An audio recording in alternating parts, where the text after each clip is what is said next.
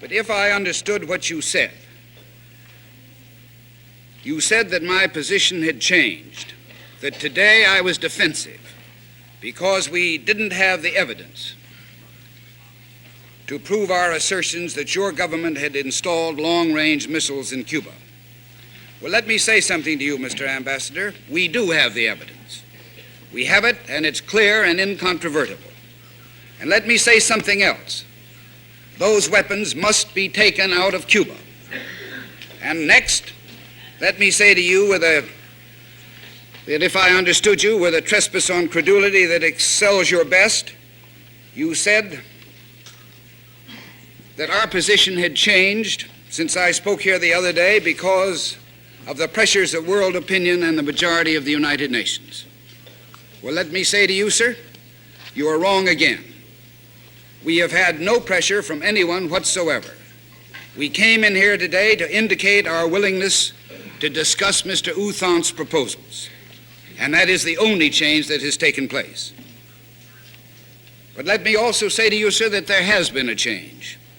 You, the Soviet Union, has sent these weapons to Cuba.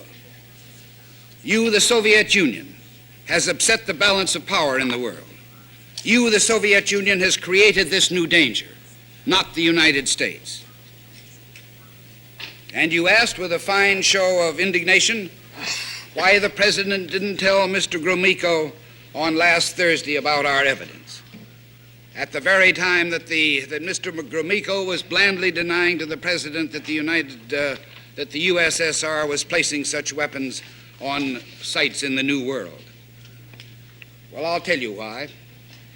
Because we were assembling the evidence, and perhaps it would be instructive to the world to see how a Soviet official, how far he would go in perfidy.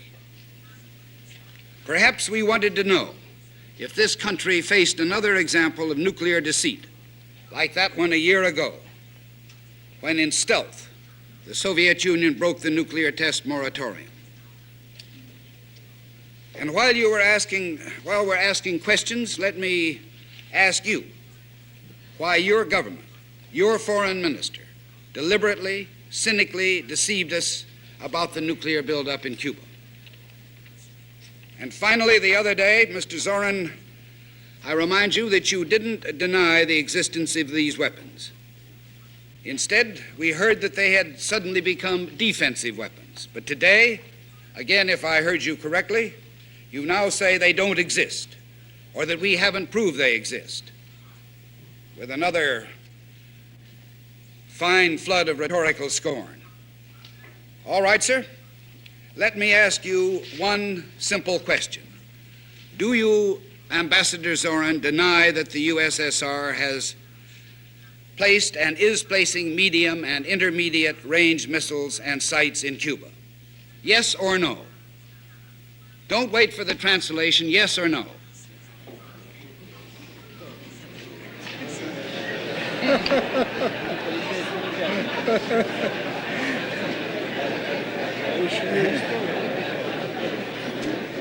Я не нахожусь. I am not in an American courtroom, sir, and therefore I do not wish to answer a question that is put to me in the fashion in which a prosecutor does. In due course, sir, you will have your reply. World opinion right now, and you can answer yes or no. You have denied that they exist. I want to know if I've understood you correctly.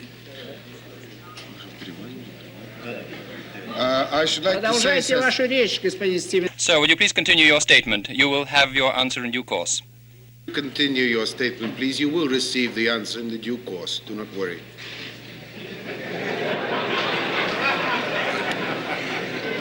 Je vous prie de poursuivre, Monsieur Stevenson. Vous recevrez votre réponse en temps voulu. N'ayez pas peur. I'm prepared to wait for my answer until hell freezes over, if that's your decision.